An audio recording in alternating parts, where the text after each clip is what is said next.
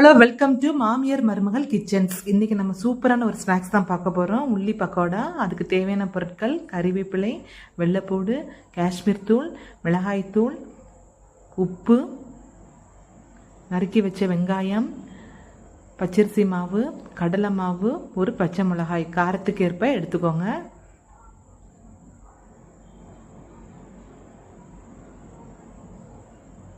So இதுதான் உள்ளி பக்கோடா செய்யறதுக்கான தேவையான பொருட்கள். எடுத்து வச்சுருக்க மசாலாவை உள்ளி கூட எல்லாத்தையும் ஆட் பண்ணிக்கோங்க.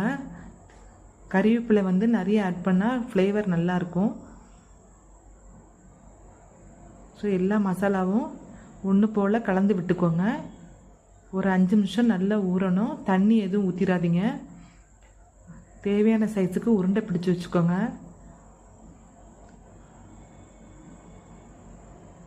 எண்ணெய் சூடான பிறகு ஒவ்வொரு உருண்டையும் எடுத்து போடுங்க.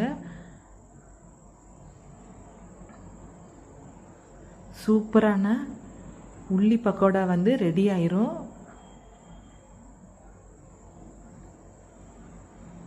பாருங்க எவ்வளோ சூப்பராக வந்திருக்குன்னு.